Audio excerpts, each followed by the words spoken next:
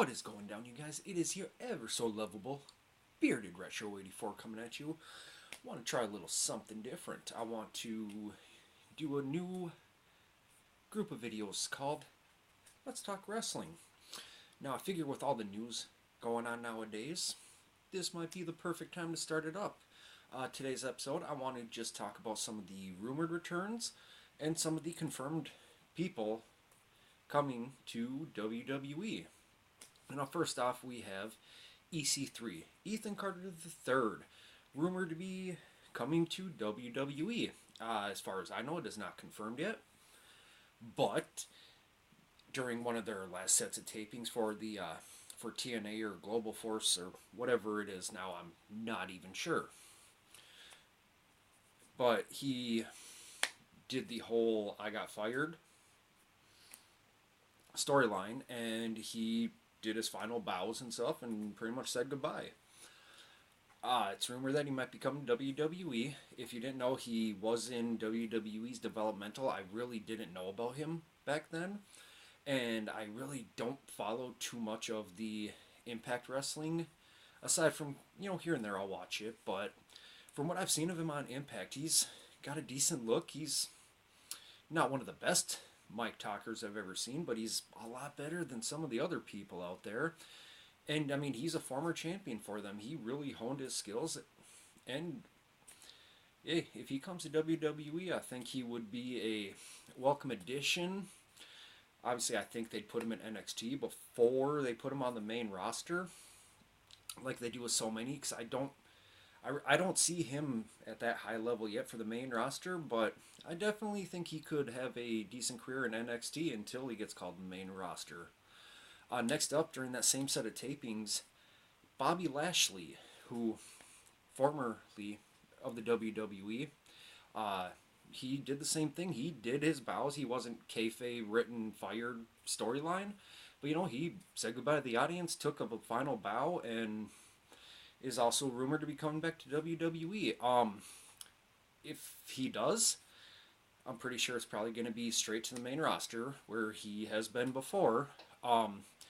Only problem with Bobby Lashley is last time they gave him such a high push so fast that it kind of killed him. He didn't really have the whole skill set or mic skills or anything in that time to where he kind of crashed and burned.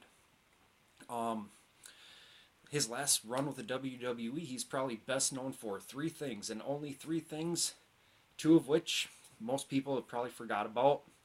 But, I mean, his first one, Chris Masters, who used to wrestle. He used to have a challenge, kind of like the old Body Slam Yokozuna days, who can do it, who can't. His finishing move was called the Master Lock, essentially a full Nelson. And he would have the contest coming out, people would come out, he'd put it on him, and they'd try to get out of it. Bobby Lashley was the first one that was able to break it. So, I mean, no, it's not a big milestone, but it's one of the things he was known for in his time in WWE. Next up was when WWE rebranded ECW and made it more family-friendly and everything. He was the champion in there, and yeah, I don't like to talk about that. That was just an embarrassment. So, no, we'll leave it at he was the ECW champion in the family-friendly edition of the show. And probably best known for the Battle of the Billionaires, the WrestleMania match where Donald Trump picked Bobby Lashley, Vince McMahon picked Umaga, and they were going to have their guys fight it out. Loser got his head shaved, and Stone Cold Steve Austin was the special referee. And Bobby Lashley beat Umaga, and Donald Trump is shaving Vince McMahon's head. It's probably his biggest claim to fame in the WWE. But, I mean, he's become much more polished. He's still a huge dude and is exactly what Vince McMahon likes in his top guys. So, yeah, if he does come back to WWE, like I said, I'm pretty sure it's probably just going to be main roster right away. Boom, there you go. Come take on Brock Lesnar or Braun Strowman or one of the other huge guys in there. After that, we've got three confirmed new WWE signings. First up, we have Candice LeRae. Candice LeRae, she was in the Mae Young classic that they did. I best know her for she does a tag team with one of my favorite wrestlers of all time, Joey Ryan. And they were the world's cutest tag team, was their name. She's got the look, she's got the potential, and she was always entertaining. They were a tag team and they'd fight two guys. They'd fight a guy and a girl. They didn't care. They fought anybody. And it was a lot of entertainment, a lot of fun to watch. You know, she's somebody I guarantee is probably going to be in NXT. And, you know, she'll start working her way up, and only a matter of time she'll be on the main roster. And I think she has potential to do fairly well on there. I guess it's one of those things you just got to kind of wait and see what happens. I would not be surprised if she makes her appearance at the Women's Royal Rumble match, because they've only got, what, 22 women actively on the roster, so they still have 8 spots to fill up. It would not surprise me at all if that's where she made her debut, and that's where we see her premiere in WWE, I guess is the words I'm looking for. Next up, we've got War Machine. If you guys have not seen War Machine, they are a tag team. They are these big, burly, bam, in your face, knock you out type of guys. You know, these ones, I mean, it's probably going to be NXT, but these guys I see having potential no matter where they go right away. If they go to NXT, you put them up against the Authors of Pain, that is going to be some big knockout, drag-out, classic style, not even wrestling, as we like to say sometimes. But that would, I get chills thinking about it. That is something I would definitely check out. But then again, if they go straight to the main roster, I see 2 feuds that would be phenomenal for them. One, the Bludgeon brothers. Erick, Rowan, and Luke Harper. They came back out. They reinvented themselves, and they became some beasts. I enjoyed them as the Wyatt family, don't get me wrong, but right now I think they just took it a step up. And if you put War Machine against them, the Bludgeon brothers, I see some classic knockdown, drag-out matches that could potentially be some of the greatest tag matches in recent history.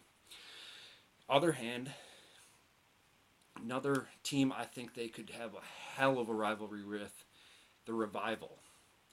Now, a lot of people don't like the Revival. I do. I think they're a fantastic tag team, and they just came back, and their first night back, yes, they took on local talent, but they got on the mic and said, we are not sports entertainers. We are professional wrestlers. We will come in here and we will kick your ass. It's essentially the abridged version of what they said. So you put them against War Machine, that could make for some instant classics also. And that is what I would most want to see out of anything. Those 2 tag teams going at it would be fantastic. And last but not least, I don't know how to feel about this yet. I guess it all depends where he goes. But WWE has confirmed the signing of Ricochet. Ricochet, also, if you follow Lucha Underground, is Prince Puma in Lucha Underground. That's actually where I first found out about him.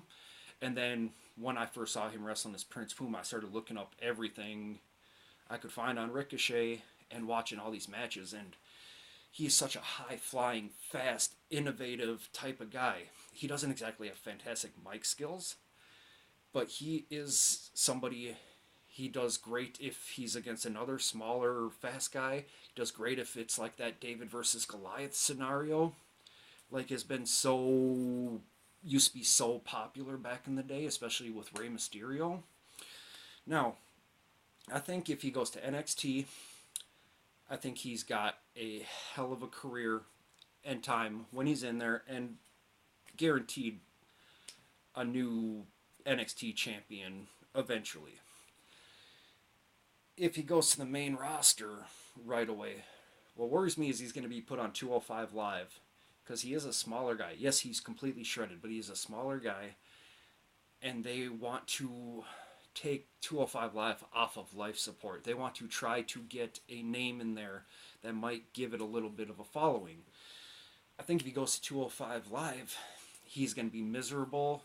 He is going to lose fan base because they will mellow him down so much, and I think that it will. I don't think it will destroy his career, because I think once his contract's over, he will go back to any independent wrestling organization and be just fine and live on as one of the greatest wrestlers around right now. But for that time, his career is going to get buried, and he's going to have to claw his way out of the hole and go back up again. Another thing, if he doesn't go to 205 Live, if he just goes directly to the main roster, he does not have that look that Vince McMahon loves so much in his wrestlers. He's not going to be a title contender unless maybe the Intercontinental or U.S. title. He is going to be a mid-carder at best, maybe, which, yeah, he'll be making a decent money, but he is not going to get that status that he has worked so hard for, that he has achieved everywhere. He's not going to get the same status with WWE. Unless, like I said, unless it is NXT. And if he goes 205 Live, yes, they'll probably put the belt on him, but no one's going to care, because nobody cares about 205 Live. So if he goes to the main roster, Raw or SmackDown, I think that he's making the biggest mistake of his career if that's what's going to happen, because look at what they've done with people like Austin Aries or Samoa Joe or Shinsuke Nakamura. These guys, yes, Shinsuke Nakamura got 1 or 2 title fights against Jinder Mahal. Aside from that, he's put as a tag teamer, or he's feuding Sami Zayn and Kevin Owens, who all of which are just kind of whatever nowadays. Nobody cares. The only big-time wrestler who became huge before going into WWE recently has been AJ Styles. And he started out big, and he got the title shot. He won the championship pretty early on. And then for a long time, they just kind of threw him under the bus. They're just like, here you go, whatever. Here you go, whatever. He was an opener or a mid-carder for a long time before they finally gave him that push again to where he deserves to be. But anyway, guys, I've rambled on long enough. Just kind of some of my thoughts about some of the rumors and the signings that WWE has done. If you agree with me, let me know. If you disagree and think I'm wrong about certain things, please feel free to comment, and I love to read about that stuff and everyone else's opinion. So yeah, anyway guys, hope you enjoyed the video. If you did, make sure to give it a thumbs up and hit that subscribe button. If you didn't like the video, feel free to give it a thumbs down and don't subscribe. That's alright by me too. Anyway guys, we will catch you later and have a wonderful evening. Peace.